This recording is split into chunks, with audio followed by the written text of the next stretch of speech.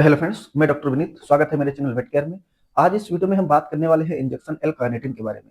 यानी कि जो एल कार्निटिन इंजेक्शन होता है, जिसे हम लीवोकार्निटिन भी बोलते हैं, ये एक तरीके का अमीनो एसिड होता है। और इसको हम कहाँ यूज करते हैं और कितनी डोज रेट से यूज किया जाता है, प्रेग्नेंट एनिमल्स में हमें देना रहता है या नहीं देना रहता है, इस पर भी बात करेंगे। और ये कैसे बॉडी में वर्क करता है और इसके इंडिकेशंस क्या होते हैं, ये सारी चीजें इस वीडियो में हम देखने वाले हैं। तो फ्रेंड्स, अगर आप चैनल पर नए हैं तो चैनल को सब्सक्राइब जरूर कर लें, ताकि हर एक वीडियो का नोटिफिकेशन आप तक पहुंचता रहे। तो एल कार्निटिन जो है वो एक तरीके का अमीनो एसिड का इंजेक्शन होता है। एल का मतलब होता है लीवो, यानी ये लीवो कार्निटिन होता है।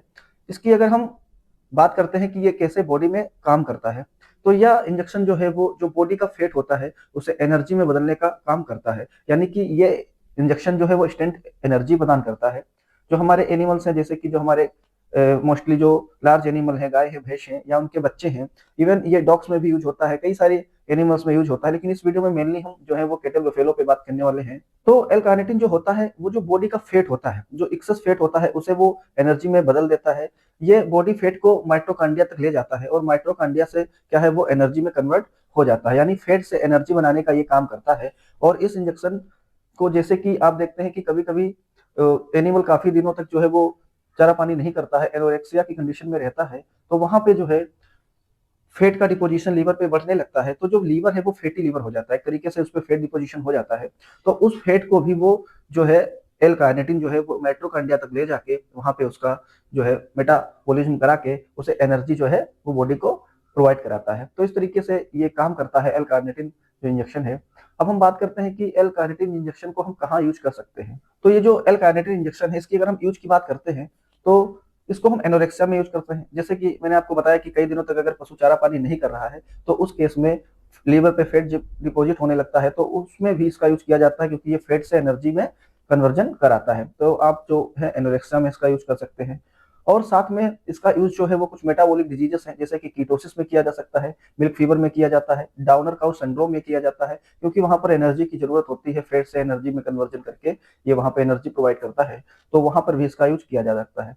या फिर कोई एनिमल है, जो गाय भैंस है हमारी, वो अगर दूध का प्रोडक्शन जो है, मिल्क प्रोडक्शन डाउन हो गया है, तो उस केस में भी इस इंजेक्शन का यूज जो है वो किया जाता है मिल्क प्रोडक्शन को बढ़ाने के लिए। साथ में अगर एनिमल को कोई वायरल डिजीज हुई है, यानी कि उसको किसी तरीके के वायरल इन्फेक्शन हुआ है या कोई वायरल डिजीज हुई है, तो एनिमल उससे अगर ग्रस्त था, तो उस केस में भी इस इंजेक्शन का यूज किया जाता है, क्योंकि ये इंजेक्शन जो होता है वो इम्यूनिटी को भी बूस्ट करता है, बॉडी की इम्यूनिटी को बढ़ाता है।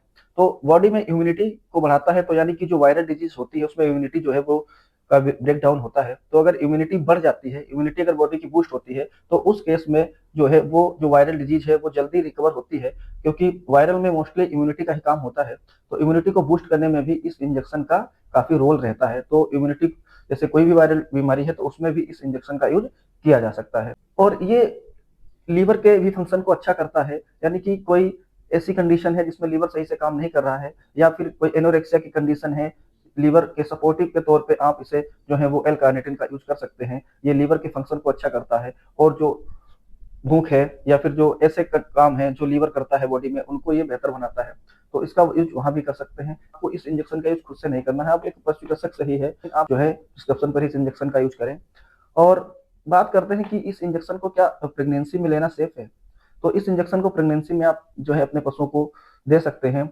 अगर पशु प्रेग्नेंट है, किसी भी स्टेज में है, तो कहीं कोई ऐसा जो है उसमें साइड इफेक्ट देखने को नहीं मिलता है, एकदम प्रेगनेंसी सेफ है, आप प्रेग्नेंट पशुओं को लगा सकते हैं।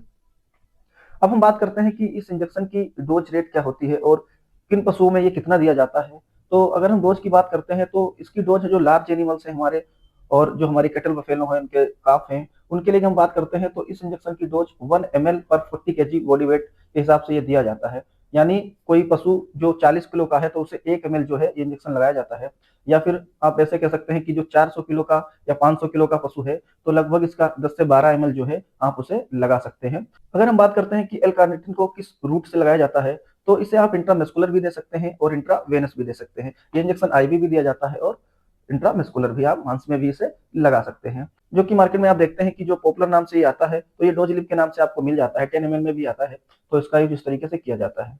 और इस इंजेक्शन का यूज़ जो है वो कुछ कार्डियोवैस्कुलर डिजीज़ेज़ में भी डॉग में भी किया जाता है, लेकिन इस वीडियो में मेनली हम जो है वो लार्ज एनिमल का देख रहे हैं। और काफ में अगर हम बात करते हैं, यानी कि जो हमारी गाय भैंस हैं, उनके बच्चे हैं, उनमें भी ये इंजेक्शन दिया जा सकता है। तो अगर काफ 40 किलो का है तो उसे आप 1 ml इंट्रामस्कुलर या फिर इंट्रावेनस जो है दिया जा सकता है, या फिर गाय के बच्चे हैं उनको, या फिर भेड़ बकरियां जो हैं उनमें भी 1 ml पर 40 kg की डोज से आप उनमें यूज इसका कर सकते हैं। लेकिन आपको एक वेटनरी डॉक्टर से ही इस इंजेक्शन को यूज कराना है, उससे कोई भी इंजेक्शन यूज ना करें। तो इस तरीके से जो एल कार्निटिन इंजेक्शन है इसका यूज किया जा सकता है। बहुत ज्यादा यूज इसका नहीं किया जा रहा है वेटनरी में, क्योंकि हो सकता है कि जानकारी का अभाव हो, कुछ भी कारण हो सकता है। जैसा कि मैंने फील्ड में देखा है तो एल कार्निटिन का यूज बहुत ज्यादा लोग नहीं कर रहे हैं, लेकिन आप इसे यूज करते हैं तो अच्छे रिजल्ट देखने को मिलते हैं। कोई एनोरेक्सिया का है, क्रोनिक एनोरेक्सिया का केस है, या किसी तरीके की कोई मेटाबॉलिक डिसऑर्डर है, उसमें इसका यूज आप करते हैं तो अच्छा रिजल्ट देखने को मिलता है। तो इस तरीके से एल कार्निटिन के बारे में इस वीडियो में हमने देखा कि इसे कब यूज करना है, कितना यूज करना है, ये सारी चीजें मैंने आपसे डिस्कस की। तो फ्रेंड्स, अगर आप चैनल पर नए हैं तो चैनल को सब्सक्राइब जरूर करिए और वीडियो को लाइक करिए और अपने दोस्तों के साथ शेयर जरूर करें। Thank you.